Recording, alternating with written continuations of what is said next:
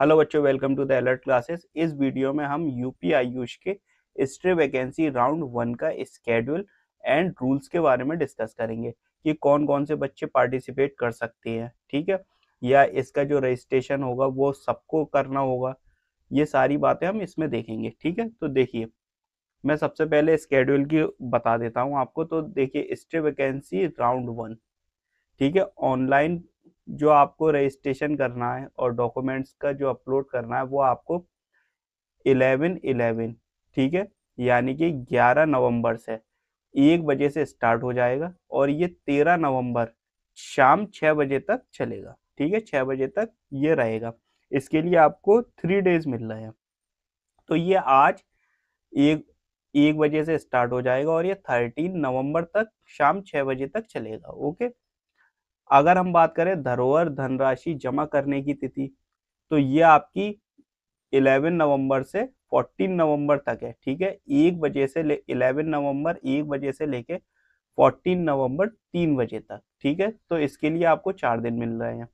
Online अभिलेखों का सत्यापन, ठीक है, तो ये आपका 13 नवंबर से लेके 14 नवंबर तक है, 3 बजे तक, ठीक है।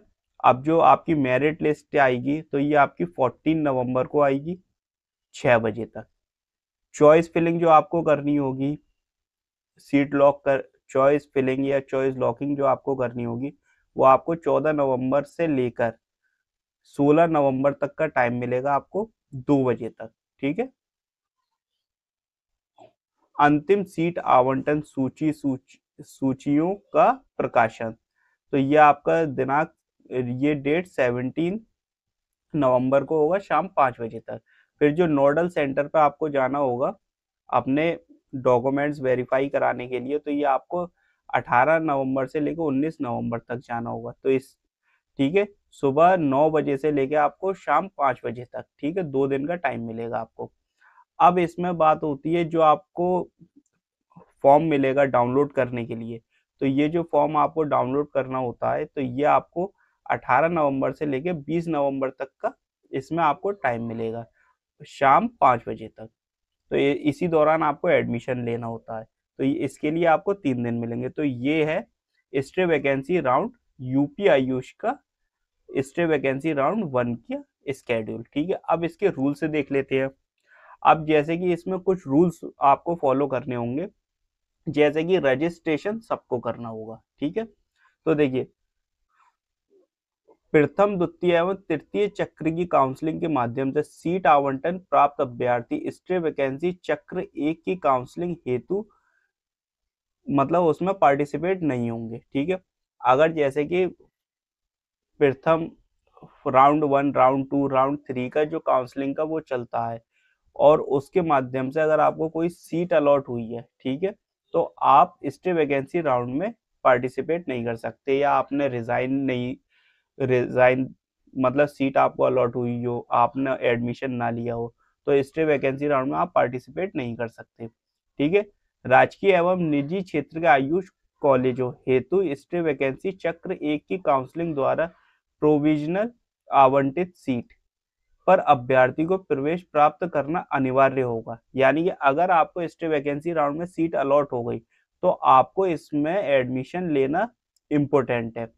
ऐसे अभ्यर्थियों को अनिवार्य रूप से अभिलेखों के सत्यापन हेतु नोडल सेंटर पर उपस्थित होना होगा, अन्यथा की स्थिति में जमा की गई संपूर्ण धरोहर धनराशि जब्त कर ली जाएगी।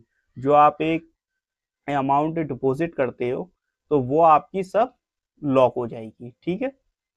जैसे कि AA CCC 2025 जो ऑल इंडिया आयुष से द्वारा घोषित अभ्यर्थी काउंसलिंग की प्रक्रिया में भाग लेने हेतु पात्र नहीं होंगे, ठीक है। हिस्ट्री वैकेंसी चक्र 1 में कोई मतलब पुनर्वाटन अनुमान्य नहीं होगा। तो हिस्ट्री वैकेंसी राउंड में आपका ये नहीं है कि आप दोबारा से सिलेक्ट कर सकते हो या चॉइस फिलिंग, मतलब आपको सीट अलॉट हो गई तो वही रहेगी, आप उसके लिए अपग्रेड नहीं कर सकते एक तरीके से, ठीक है। हिस्ट्री वैकेंसी राउंड 1 हेतु ऐसे अभ्यर्थी जिन्होंने वर्ष 2025 की काउंसलिंग में पंजीकरण नहीं कराया है, उन्हें पंजीकरण शुल्क 2000 रुपये मात्र एवं धरोहर धनराशि देय होगी। यानी कि जिन्होंने स्टे वैकेंसी राउंड में, ऐसे अभ्यर्थी जो स्टे वैकेंसी राउंड में काउंसलिंग में पंजीकरण कराया ही नहीं है, उन्हें रजिस्ट्रेशन कराना होगा 2,000 रुपये, और जो आपकी डिपॉजिट फीस होगी, ठीक है, वो आपको जमा करनी होगी। ठीक है, अब बात आती है प्रथम, द्वितीय एवं तृतीय चक्र में जिन अभ्यर्थियों द्वारा पंजीकरण कराया गया हो परंतु उन्हें कोई सीट आवंटित नहीं हुई हो। यदि ऐसे अभ्यर्थी स्टे वैकेंसी चक्र 1 में प्रतिभाग करना चाहते हो तो उन्हें पुनः पंजीकरण कराते हुए ₹1,000 मात्र पंजीकरण शुल्क पृथक से दे होगा। यानी कि जिनको राउंड 1, राउंड 2, राउंड 3 में सीट अलॉट नहीं हुई और ऐसे स्टूडेंट स्टे वैकेंसी राउंड में पार्टिसिपेट करना चाहते हैं तो उन्हें ₹1,000 रजिस्ट्रेशन फीस देनी होगी। ठीक है, अब जैसे कि आपको पता ही है कि नोडल सेंटर जो होता है यूपी आयुष का, वो लखनऊ में होता है। तो ये नोडल सेंटर है आपका, ये इसका एड्रेस है। ठीक है, तो ये वाला जो सेक्शन है ये आपका नोडल सेंटर से रिलेटेड है, तो आप इसको अच्छी तरह पढ़ लीजिएगा।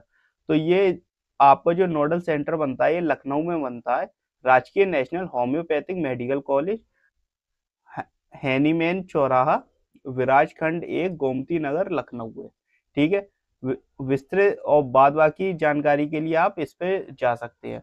तो अगर जैसे कि मैं आपको बता दूं, ये इनका नोडल सेंटर है, यहाँ पे आपके डॉक्यूमेंट्स वेरीफाई होते हैं।